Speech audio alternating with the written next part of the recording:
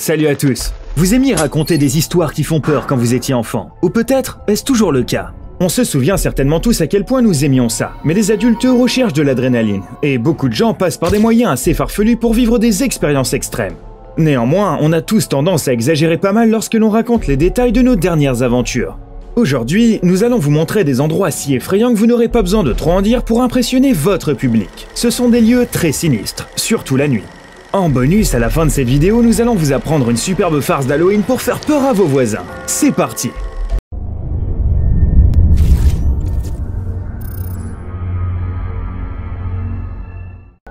Parikkala. Veiro Roukonen est né en 1944, dans une maison située dans la petite commune de Parikkala. À cette époque, il ne se doutait pas qu'il allait devenir une célébrité dans le monde entier.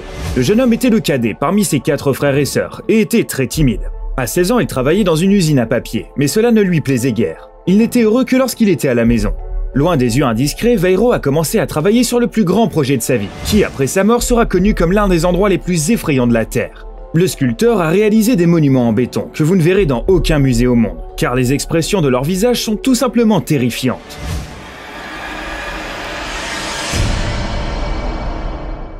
Le créateur a été remarquablement productif. En 50 ans, il a créé environ 450 sculptures, mais a refusé de les exposer en public. Il a plutôt décidé de placer ces sinistres sculptures dans le jardin proche de sa demeure.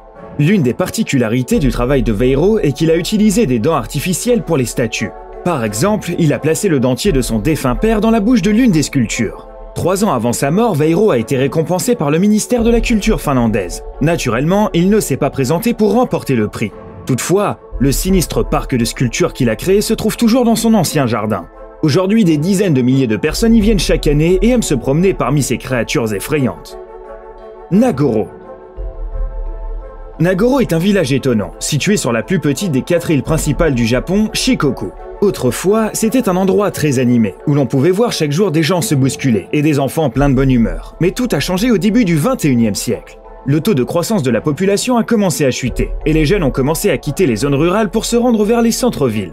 En 2019, il ne restait plus que 27 personnes dans le village de Nagoro. Mais Ayano Tsukimi est revenue ici au début du siècle, pour voir son père malade qui ne supportait pas d'être seul. Alors, à défaut de pouvoir faire mieux, elle a décidé de fabriquer de ses propres mains de nouveaux villageois. Tout a commencé quand Ayano fabriqua un épouvantail, avec des matériaux qu'elle avait laissés traîner pour faire fuir les oiseaux qui picoraient les graines qu'elle avait plantées. Peu de temps après, la voisine d'Ayano est décédée. Et elle s'est dit, pourquoi pas faire une autre poupée en son honneur, parce qu'Ayano voulait pouvoir lui dire bonjour le matin. Mais ce n'était pas fini. Ayano était très satisfaite de son idée, alors elle a fait une autre poupée, et puis une autre, et puis une autre.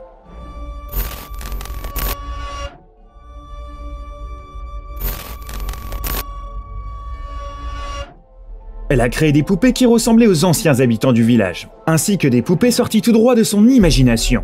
Ayano fait particulièrement attention à leurs oreilles. Elle veut vraiment s'assurer que les épouvantails puissent bien entendre. Aujourd'hui, Nagoro ne peut plus être appelé un village fantôme, car non seulement des gens y vivent, mais également plusieurs centaines de poupées. Dans la rue, dans diverses maisons, dans les écoles locales, vous les trouverez partout où vous irez. Alors, vous avez commencé à faire vos valises pour une petite visite? Suomussalmi. Les conducteurs qui vont traverser la Finlande et passer par la petite ville de Suomussalmi doivent se préparer à ce paysage inhabituel. Juste à l'entrée de la colonie, dans un champ sur le bord de la route, il y a une véritable armada muette de milliers de personnes. Et elle est silencieuse parce que ce sont des épouvantails de paille revêtus de vêtements humains. Cette œuvre inhabituelle a été créée par un artiste local, qui a baptisé son œuvre d'art « Le Peuple Silencieux ». Il a été interrogé à de nombreuses reprises sur la véritable nature de l'armée de paille, mais il n'a jamais donné la moindre explication. Une des théories les plus populaires veut que les épouvantails représentent les soldats qui ont péri pendant la guerre d'hiver entre la Finlande et l'Union soviétique. Lukova. Une église à moitié détruite, entourée d'un cimetière sans la moindre présence qui l'entoure. C'est le début idéal pour tout film d'horreur. Commençons par rentrer dans cette église qui se trouve dans le village tchèque de Lukova. Les sols grincent, le sang vous glace jusqu'aux os, et il fait particulièrement sombre aux alentours. Attendez, mais qu'est-ce que c'est que ces ombres? Elles recouvrent toute l'église. On peut voir ces silhouettes blanches entourant le lieu saint, mais leurs visages restent cachés sous des couches de tissu. Elles sont assises en silence sur les bancs et couvrent même les murs du temple, et le silence règne. Voilà l'histoire qui se cache derrière ce lieu. À la fin du XXe siècle, le plafond de cette église s'est effondré en plein milieu d'une cérémonie de deuil. Aujourd'hui, tous les habitants de la région pensent que l'endroit est maudit et ne sont jamais revenus ici. Les fantômes mystérieux ont été placés dans l'église par l'artiste Jacob Adrava dans le cadre d'un projet de fin d'études. Selon lui, les statues de l'église étaient censées symboliser les fantômes de la famille allemande des Sudètes qui vivaient ici pendant la Seconde Guerre mondiale, habitués à venir prier chaque dimanche. Après avoir été expulsés de leur terre, ils reviennent enfin chez eux, en quelque sorte. Séné. En France, plus particulièrement en Bretagne, la tranquille et pittoresque commune de Séné est située sur la côte du golfe du Morbihan. Cet endroit est célèbre pour les incroyables paysages de la réserve naturelle et son passé historique. Et d'ailleurs, cette réserve. En 2016, les touristes qui y viennent ont cherché à éviter les promenades nocturnes. Mais pourquoi? À cause de ces créatures qui ont vécu sur les berges du fleuve pendant plusieurs mois.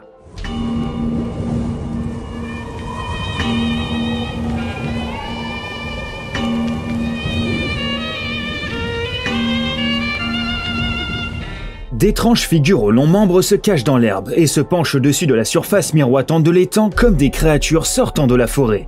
Mais ceci est bien évidemment l'œuvre d'un artiste contemporain.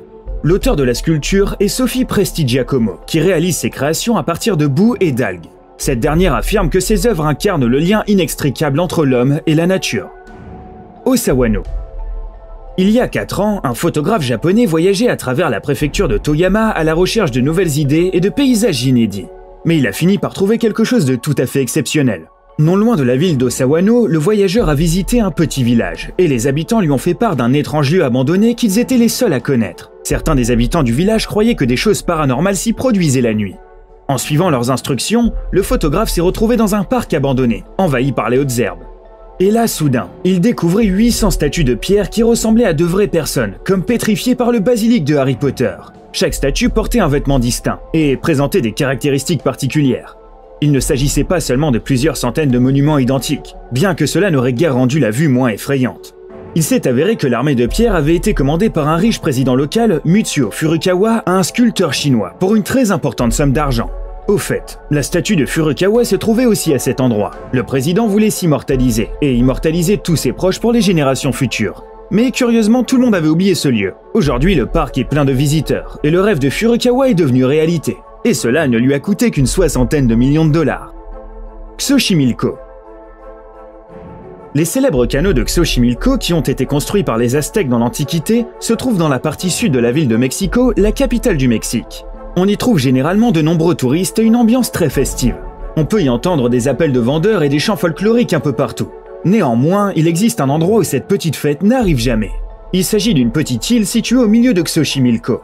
Au siècle dernier, une seule personne y vivait, un ermite nommé Julián Santana Barrera. Il a déclaré aux journalistes et aux visiteurs qu'un jour, il a entendu une petite fille crier. Il s'est rendu compte que l'enfant était en train de couler dans le canal et s'est rué pour la sauver. Malheureusement, alors qu'il était près de la rive, il n'a vu qu'une poupée flotter à la surface. Julián a sorti le jouet du lac et l'a accroché à un arbre en souvenir de la petite fille morte. Mais c'est là que débute la partie la plus intéressante de l'histoire. Selon les rumeurs, il pouvait constamment entendre les cris de la petite fille qui demandait une nouvelle poupée. Julián était vraiment angoissé et a commencé à suivre les ordres du fantôme sans hésiter.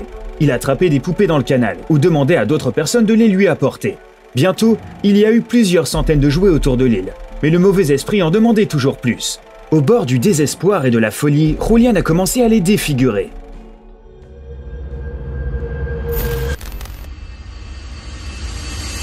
Il est mort il y a presque 20 ans, et maintenant l'île est habitée par 1000 jouets défigurés, et est devenue très populaire parmi les visiteurs les plus curieux. Une farce d'Halloween. Nous avons promis de vous proposer une idée pour une farce d'Halloween. Elle a été inventée par 2 artistes suédois, qui sont célèbres dans le monde entier, pour leurs œuvres très controversées. Ils ont imprimé une énorme photo d'un enfant, l'ont traité avec des matériaux imperméables et l'ont placé dans un étang local avec des poids accrochés au dos.